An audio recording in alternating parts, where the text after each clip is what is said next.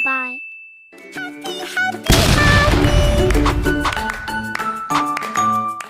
Ditonton sampai selesai ya.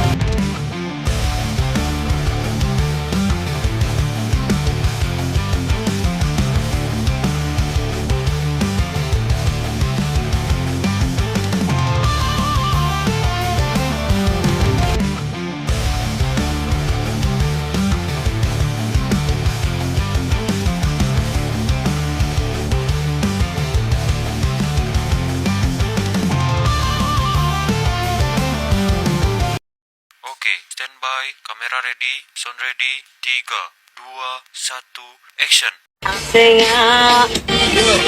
Maksud Bapak? Aduh ya ampun, bosan banget gak sih? Dari tadi cuma scroll TikTok doang. Jujur iya, aku udah nggak tahu mau ngapain lagi. Terasa hampa banget sore ini. Capek banget sih. Ya udah, daripada kita bosan, mending kita nonton film aja yuk di Netflix. Genrenya apa dulu nih? Kalau horor gak mau udah trauma. Enggak, tenang, ini bukan horor kok. Ini drama, ratingnya bagus. Mending kita nonton yuk. Ya udah sih, gas aja, langsung nyalain aja TV-nya.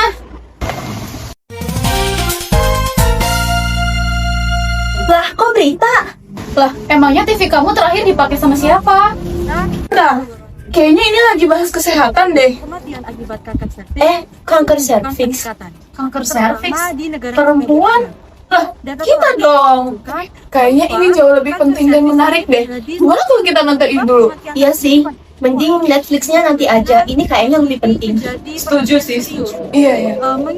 Baik, telah hadir bersama kami Dr. Surya. Selamat siang, Dokter. Selamat siang, silakan. Baik, Dokter. Pertama, mungkin Dokter bisa jelaskan apa sih, Dok, sebenarnya penyakit kanker serviks itu? Oke, jadi kanker serviks itu adalah kanker yang berada di bawah rahim atau saluran bawah dari vagina. Nah, kanker serviks ini itu biasanya disebabkan oleh virus HPV yang sudah lama, sehingga menyebabkan keabnormalan sel. Baik, Dokter. Berikutnya, kira-kira apa saja ya, Dok, ciri-ciri atau gejala dari penyakit ini? Nah, untuk ciri-ciri kanker serviks sendiri itu pada tahap awal itu tidak terlihat gejalanya. Namun beriring sejalannya waktu, gejalanya itu seperti pendarahan di luar siklus menstruasi, nyeri pinggul, dan keputihan yang abnormal. Maka dari itu, screening lebih awal itu penting dilakukan. Baik, Dokter. Selanjutnya, kira-kira bagaimana, Dok, penanganannya? Nah, untuk penanganan kanker serviks itu tergantung terhadap stadium dan kondisi pasien. Biasanya dilakukan terapi. Nah, terapinya itu ada operasi, kemoterapi, dan radioterapi. Baik, terima kasih Dokter Surya atas penjelasan dari dokter. Semoga informasi yang kita dapatkan dari Dokter Surya tadi bisa meningkatkan kesadaran masyarakat untuk mendeteksi dini dan memeriksakan diri ke fasilitas kesehatan. Baik, saya Arima, saya pamit undur diri. Terima kasih pemirsa semua telah menemani Expose News hari ini. Satu hati, satu misi radiologi. Gila ya, ternyata angka kematian karena kanker serviks tuh masih tinggi banget tau. Iya lagi, jujur aku takut banget. Takut banget. Karena aku makannya berantakan, kayak bakso Bang Udin. Mas Pur, seblak tiap hari. Aduh, gawat sih. Iya lagi. Tapi tadi kata dokternya bisa dideteksi dan dicegah dini gak sih? Iya sih, tapi mungkin masih banyak yang belum sadar dan takut buat periksa. Tapi aku kepikiran satu hal sih. Apa? Radioterapi itu sebenarnya kayak gimana sih? Tadi cuma disebutin doang. Iya ya, operasi tuh aku udah pernah dengar. Terus kemoterapi juga udah sering. Tapi radioterapi itu apa sih? Katanya sih pakai sinar-sinar gitu. Tapi emang bisa ya buat pengobatan? Nah, iya makanya. Terus prosesnya tuh kayak gimana? Iya ya, tadi di berita cuma disebutin doang. Aku juga penasaran deh. Tapi kita gak tahu gak sih detailnya kayak gimana? Bentar deh, aku ambil laptop dulu ya. langsung riset nih ceritanya. Daripada penasaran terus.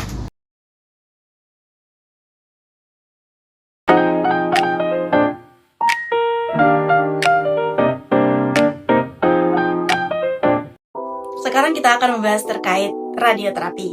Apa itu radioterapi? Jadi radioterapi merupakan salah satu metode pengobatan kanker dengan menggunakan radiasi yang berenergi tinggi. Nah, radiasi ini akan bekerja dengan membunuh sel DNA sehingga nantinya akan menghambat pertumbuhan dari sel kanker. Tujuan utama dari pemeriksaan radioterapi terdiri dari 3 bagian utama. Yang pertama adalah untuk membunuh sel kanker, yang kedua adalah untuk memperkecil tumor, dan yang ketiga adalah untuk menghambat terjadinya metastase area tumor ataupun kanker di organ-organ sehat sekitar. Metode yang biasa digunakan pada radioterapi itu ada 2, teman-teman sekalian. Yang pertama ada metode interna dan juga ada metode eksterna. Perbedaan antara kedua metode ini adalah cara memasukkan sumber radiasinya. Membahas terkait apa itu radioterapi, tujuannya, beserta metodenya, bagaimana sih prosedur radioterapi di lapangan real secara langsungnya. Jadi, langkah pertama, pasien akan melakukan konsultasi dengan dokter spesialis onkologi radiasi. Setelah melakukan konsultasi, maka akan diarahkan pada ruangan molding room. Nah, ruangan molding room ini merupakan ruangan yang digunakan untuk membuat alat pengganjal tubuh dari pasien. Nantinya tim medis akan membuat alat pengganjal dengan menggunakan bahan termoplastik untuk menghindari pergerakan pasien selama pemeriksaan. Dengan posisi yang stabil, maka proses penyinaran dapat berlangsung secara lancar dan juga tepat karena tepat sasaran, sehingga tidak mengorbankan organ-organ sehat di sekitar karena adanya pergerakan. Selanjutnya, setelah melakukan pada tahap molding room, maka akan dialihkan pada tahap CT simulator, yang mana di sini pasien akan melakukan pemeriksaan CT scan untuk menggambarkan 3 dimensi. Untuk mendapatkan gambar 3 dimensi ini, oleh karena itu tujuannya adalah untuk menentukan lokasi tumor, bentuk tumornya, bahkan ukuran tumornya itu sebesar apa. Pada tahap CT simulator atau CT scan tadi, pasien dipulangkan terlebih dahulu karena untuk hasil CT scan akan dialihkan pada TPS. Nah, TPS ini merupakan treatment planning system, yang mana antara dokter dan juga fisika medis akan sama-sama membahas terkait hasil CT scan tadi. Untuk dokter akan melihat lokasi tumornya di mana, bentuknya seperti apa, dan juga ukurannya sebesar apa. Kemudian dari fisikawan medis akan menentukan dengan ukuran dan bentuk ataupun lokasi tersebut sebesar apakah dosis yang akan diberikan, atau untuk penyudutannya juga diberikan sebesar apa, sehingga nantinya dapat tepat sasaran dan tidak mengorbankan organ-organ sehat yang ada di sekitar tubuh pasien. Mungkin demikian penjelasan terkait radioterapi dari saya. Untuk penjelasan selanjutnya akan dijelaskan oleh teman-teman saya. Terima kasih.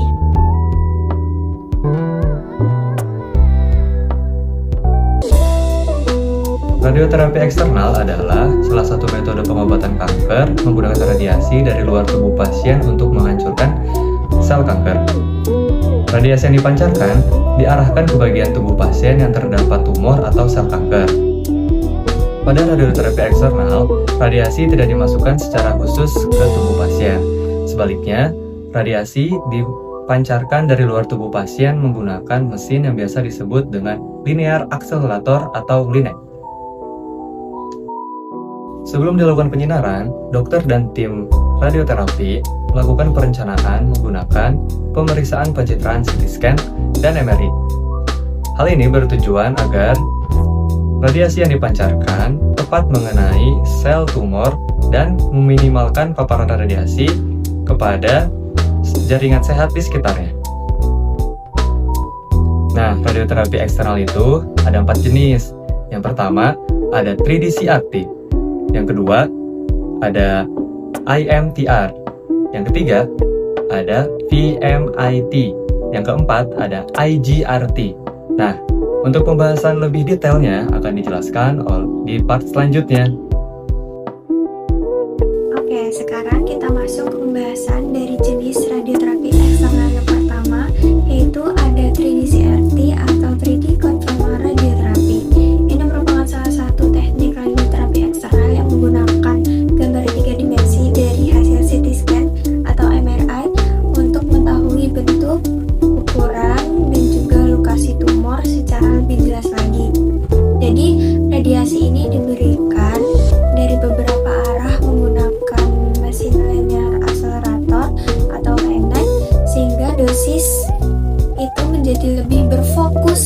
tumor.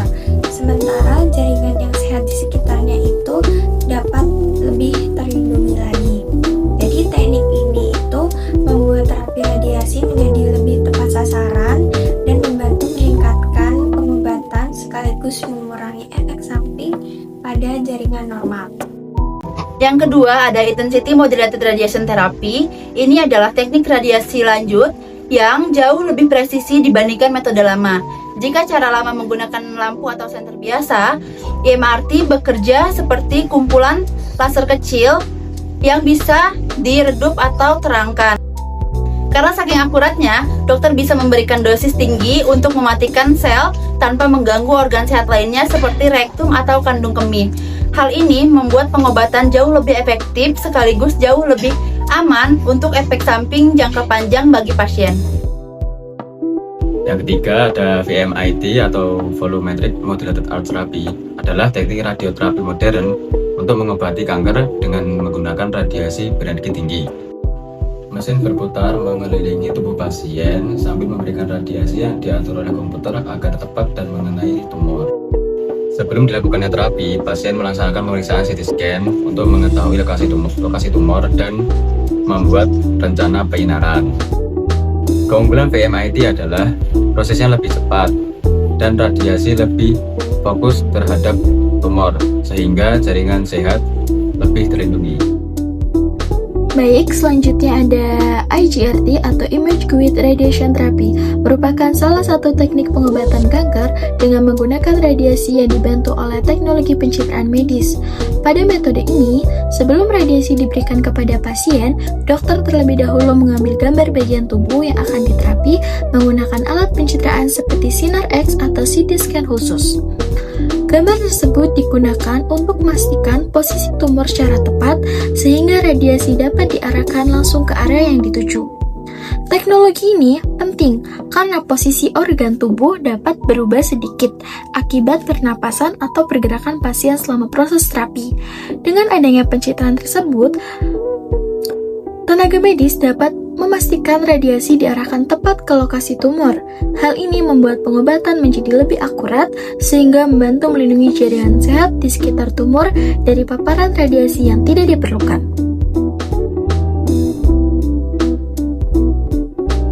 Brachytherapy atau terapi internal merupakan terapi kanker yang dilakukan dengan cara memasukkan sumber radiasi ke dalam atau dekat dengan tumor. Cara ini membuat radiasi menjadi fokus terhadap sel kanker sehingga kerusakan pada jaringan sehat di sekitarnya menjadi lebih kecil. Pada prosedurnya, dokter akan memasukkan radiasi ke dalam tumor menggunakan alat seperti jarum, kateter, atau aplikator. Terapi ini dapat bersifat sementara atau permanen tergantung pada kondisi pasien. Brachytherapy biasanya digunakan untuk mengobati beberapa jenis kanker, misalnya seperti kanker serviks, kanker prostat, dan kanker payudara. Nah, kelebihan brachytherapy ini yang pertama yaitu pengobatannya menjadi lebih tepat sasaran, waktu terapi lebih singkat, dan efek samping yang relatif kecil. Laju dosis dalam radioterapi adalah kecepatan pemberian radiasi terhadap jaringan per satuan waktu, Gray per jam. Berdasarkan laju dosisnya, radioterapi dibagi menjadi dua, low dose rate atau LDR dan high dose rate atau HDR. Low dose rate merupakan pemberian radiasi dengan laju dengan dosis yang rendah, sekitar 0,4 sampai 2 Gray per jam, sehingga memerlukan waktu yang lama, bisa berjam-jam hingga beberapa hari. Sumber radiasi seperti cesium-137 atau iridium-192 ditempatkan dekat dengan tumor. Karena diberikan perlahan, jaringan normal memiliki waktu untuk memperbaiki kerusakan pada sel. Sedangkan high dose rate memiliki laju dosis yang tinggi, lebih dari 12 Gray per jam, sehingga penyinaran hanya berlangsung beberapa menit setiap sesi. Biasanya menggunakan sumber radiasi seperti iridium-192 atau kobalt-60 dengan sistem yang lebih terkontrol. Metode ini lebih cepat dan efektif, tetapi memerlukan perencanaan yang sangat presisi agar jaringan sehat tetap terlindungi. Brachytherapy adalah metode terapi radiasi di mana sumber radiasi ditempatkan sangat dekat dengan tumor sehingga dapat langsung menyerang sel kanker. Penempatan sumber radiasi dapat dilakukan dengan beberapa cara, yaitu yang pertama ada intrakavital, yaitu menempatkan sumber radiasi di dalam rongga tubuh dekat dengan tumor, misalnya pada rahim atau vagina untuk kanker serviks. Yang kedua ada interstital, yaitu dengan memasukkan sumber radiasi langsung ke dalam sel tumor dengan menggunakan jarum ataupun kateter. Yang ketiga ada surface brachytherapy. Itu dilakukan dengan cara menempatkan sumber radiasi di permukaan tubuh untuk mengobati sel kanker yang berada di dekat kulit. Dengan cara ini, radiasi tetap dapat diberikan dalam dosis yang tinggi pada tumor, tetapi tetap mengurangi paparan pada jaringan sehat di sekitarnya.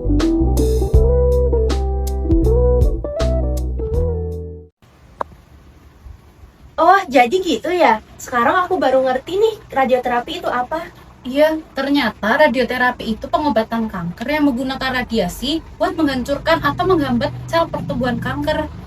Dan ternyata ada 2 jenis utama juga ya. Yang pertama, radioterapi eksternal. Katanya itu yang sumber radiasinya dari luar tubuh pasien. Terus yang kedua itu radioterapi internal atau brachytherapy yang sumber radiasinya itu ditempatkan di dalam atau dekat dengan tumor. Ternyata teknologinya udah canggih banget ya. Jadi radiasinya juga bisa diarahkan tepat ke area tumor. Iya, jadi area yang nggak disinarin itu juga terlindungi. Sekarang aku jadi lebih paham sih, kenapa radioterapi itu sering dipakai dalam pengobatan kanker. Yang penting juga, kita tuh jadi tahu kalau deteksi dini itu penting banget. Bener, dari yang awalnya cuma penasaran, sekarang malah ditambah jadi ilmu. Oleh karena itu, mari kita mulai lebih peduli terhadap kesehatan diri kita. Lakukan pemeriksaan kesehatan secara rutin dan jangan ragu untuk berkonsultasi dengan tenaga medis. Karena mencegah lebih baik daripada mengobati. Ayo mulai deteksi dini dari sekarang demi kesehatan kita bersama.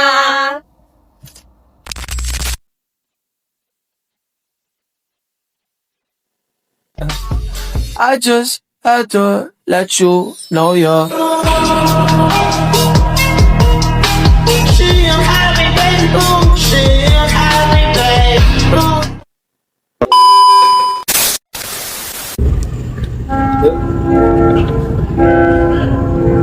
Baik, telah hadir bersama kami Dokter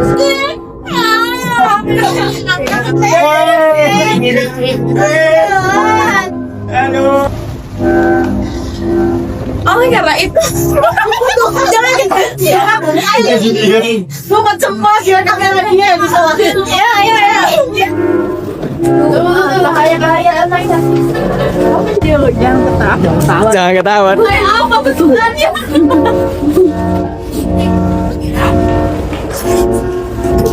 Oleh karena itu, mari kita lebih peduli terhadap kesehatan diri kita. Oh, kanker serviks menjadi penyebab utama. I just had to let you know you're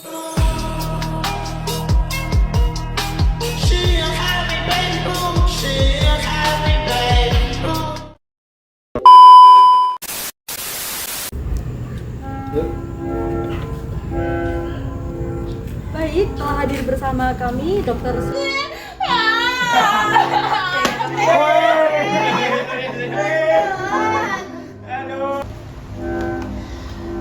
Oleh karena itu, jangan bukan cemas biar kamera dia yang bisa lakuin. Ya. Bahaya. jangan ketahuan. Apa bentukannya?